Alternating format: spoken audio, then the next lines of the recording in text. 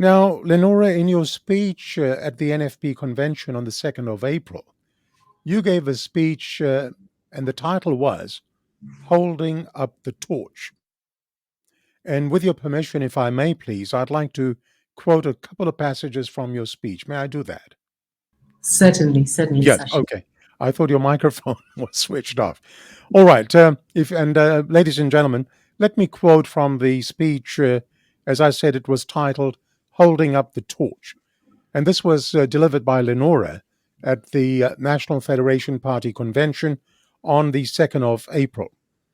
And I quote: "Today, I will resist the temptation to turn this valuable opportunity into a rant piece against the Fiji First government.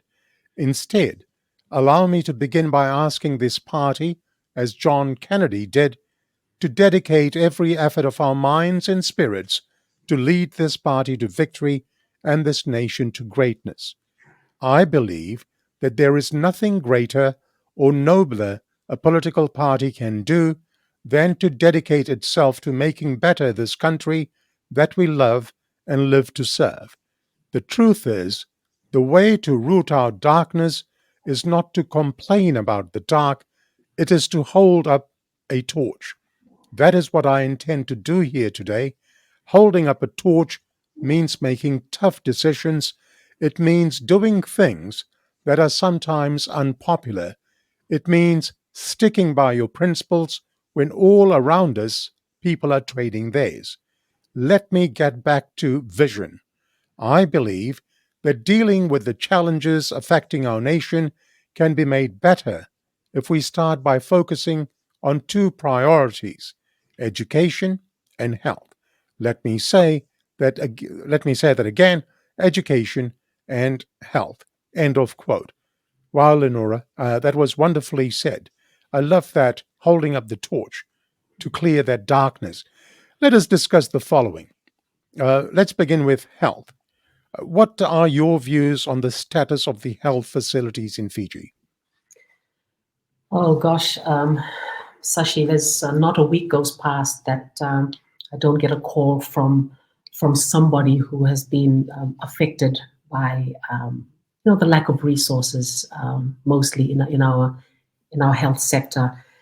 You've heard, I'm sure, Mr. Tikonduandua, Honorable Pio Tikonduandua, talk about or use the analogy of the broken hospital door when he talks about the health system in Fiji. And it's a physical hospital door that he saw when he was going to CWM for his reviews. There is, gosh, where do we start? When I brought up the subject of dialysis treatment for kidney patients in Parliament last year, I was called a liar. I was called a liar by the Minister for Health, who said that everything was working and everything was was hunky dory. He was then proven wrong by a nephrologist in Fiji who's working in private practice. But the whole health system, I think, Sashi, we've been concentrating too much on curative health and not preventative health. And I speak as the daughter of a former health sister, who spent almost every day of her working life going from house to house, checking on whether they had a saijan tree in the back, where the mbele plantation is close to the house so they could just send the kids out to get mbele. And I think in the last few years, we've lost sight of the preventative side of the health of the people. And we've been concentrating so much on keeping people alive with curative health.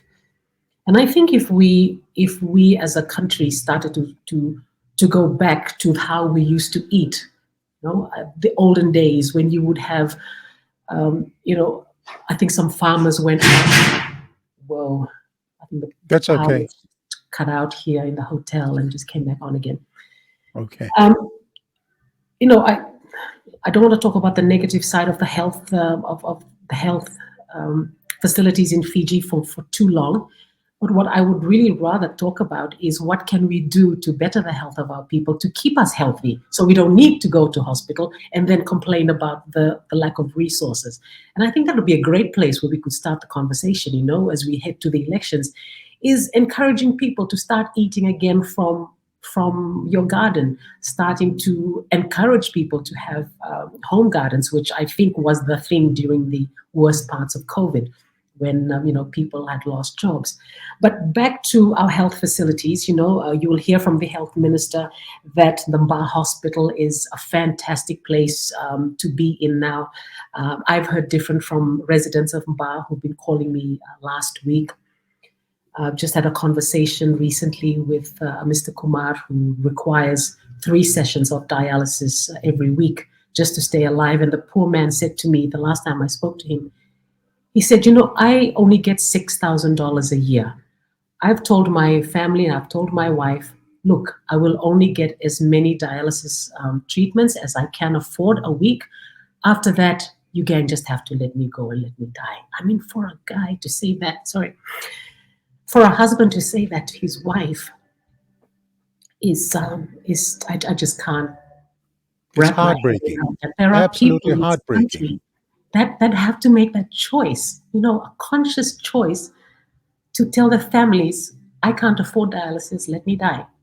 And I think that is a real reflection of where we stand as a country in terms of our health facilities. But you would have views, I'm sure, of how things got this bad. I mean, look, when we were growing up in the 60s and 70s, Mm. um, we would go to the hospital, we'd get treated. But over the last so many years, things have just totally, totally deteriorated. So my question is, how did things get this bad? I think there's been a real disconnect, Sashi. Again, it's just that have we been listening? Have we been listening to the people in the hospitals? Have we been listening to the permanent secretaries, to the directors of the different parts of the Ministry of Health when they come and tell us, look, we need help in this area, we need help in this area? I mean, I take, for example, the groundbreaking ceremony shortly before the 2018 elections for the then was going to be the new CWM maternity unit. The groundbreaking happened before the 2018 elections. We're now on the eve of the 2022 elections, and nothing's happened there. So it's just all these a litany of broken promises just littering the path behind us, and this needs to change. It's just this complacent leadership. You come to Parliament and you tell Parliament that everything's fine. Your staff are sitting in the hospital and you can probably see the sky through the holes in the roof. And they're saying, what are you talking about? Have you been here lately?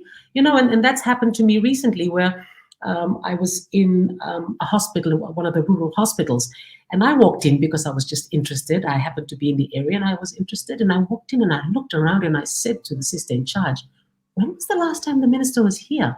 Have you told, your subdivisional medical officers about all the issues you're going through? And she said, yes, but there's only so much we can do. We raise the issues, it gets raised up, and then nothing happens. Nothing happens until it's on the eve of the elections and we start making promises that we will have, 24/7 heart operations in Lotoko Hospital. I mean, we just had power cuts in the central division most of today. We've got water coming out of an old pipe just on the end of my street. So the whole of Samambula has been suffering low pressure since this morning. So there is this huge disconnect between what we say we will do or do end up doing, Sashi.